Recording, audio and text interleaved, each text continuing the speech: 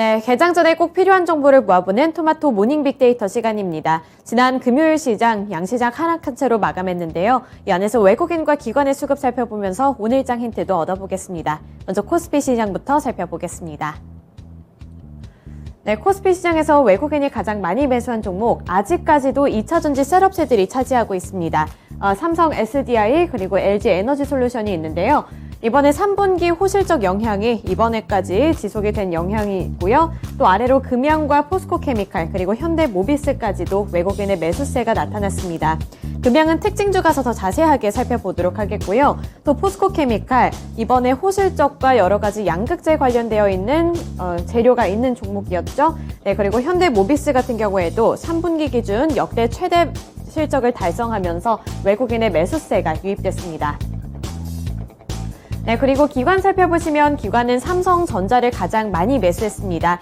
반도체 투톱에서 최근에 분위기가 약간은 엇갈리고 있는데요. SK하이닉스보다도 삼성전자가 약간은 더 선방하고 있다 평가를 받으면서 기관의 수급이 들어왔습니다. 현대모비스 3분기 호실적 관련해서 동반 매수한 종목들이고요. 아래로 LG이노텍, 포스코홀딩스 그리고 LG화학까지도 기관의 매수세가 유입이 됐습니다. 이 포스코홀딩스 같은 경우에는 5거래일 연속 하락을 하다가 이틀 동안에는 상승 흐름을 이어갔습니다. 네, 매도한 종목들 살펴보겠습니다. 외국인은 반도체 투톱을 모두 다 팔았습니다. 삼성전자, SK하이닉스 모두 다 판 모습이고요. 아래로 하나솔루션, 포스코홀딩스, LG생활건강까지 팔았습니다. 이 중에서 LG생활건강이 최근에 우려감이 좀 짙어지는 모습이 나타나는데요. 이번에 화장품 브랜드 후에 올해 매출이 지난해보다 40% 넘게 급락했습니다. 이에 따라서 이 LG생활건강 같은 K뷰티 관련 종목들이 우려감이 짙어지면서 외국인의 수급도 함께 빠져나갔습니다.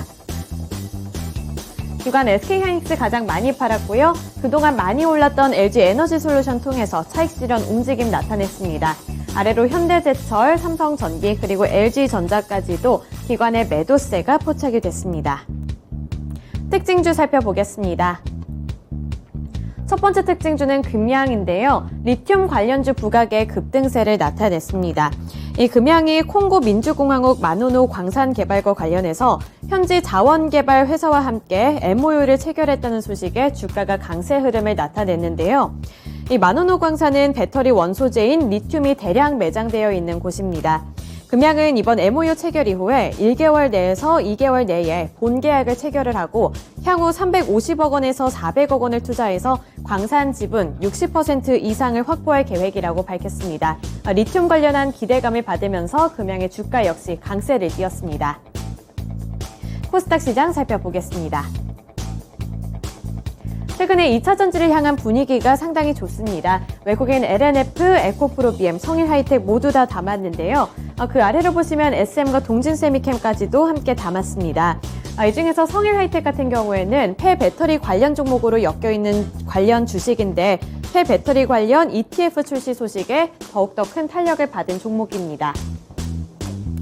기관도 마찬가지로 2차 전지 관련해서 LNF를 가장 많이 담았고요. 그 아래를 보시면 엔캠과 PNT도 있고요. 아프리카TV와 카카오게임즈 같은 이런 플랫폼주들 그리고 콘텐츠 관련 종목 쪽에서도 기관의 수급이 다시 한번 들어왔습니다. 매도한 종목들 살펴보겠습니다. 네, 외국인이 위메이드를 가장 많이 팔았습니다. 위믹스와 관련되어 있는 악재 소식이 부각이 됐는데요. 특징주 가서 더 자세하게 살펴보도록 하겠고요. 그 아래로 보시면 LX세미콘, 하나마이크론, WCP, 그리고 박셀바이오까지도 외국인의 매도세가 포착이 됐습니다. 네, 기관 마찬가지로 위메이드 가장 많이 팔았고요. 리스크 관리에 나섰습니다. 또 아래로 에코프로, 성일하이텍 같은 2차 전지 관련주들 그리고 폐배터리 쪽에서도 기관의 매도세가 포착이 됐고요. 또 저스템 같은 경우에는 이번에 신규 상장한 종목인데 시초가가 11,000원이었고 공모가가 1,500원이었습니다. 이 반도체 오염 제어 솔루션 사업으로 기대감을 받으면서 주가는 12% 넘게 급등했고요. 선방하는 모습이 나타났습니다. 특징주 살펴보겠습니다. 위메이드인데요. 위믹스의 투자 유의 종목 지정에 급락하는 모습이 연출됐습니다. 이 위메이드 같은 경우에는 위믹스 때문에 큰 탄력을 받았는데 위믹스 때문에 그 탄력이 빠졌습니다.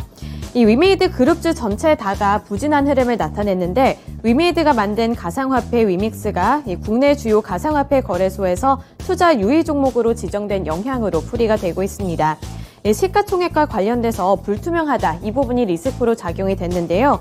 이런 우려감이 퍼지게 되면서 투자자들의 심리가 많이 냉랭해졌고요. 주가 역시 급락하는 모습이 나타났습니다.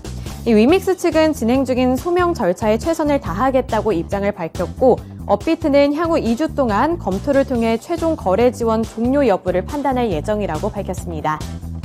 네, 마지막으로 주요 일정까지 함께 살펴보겠습니다.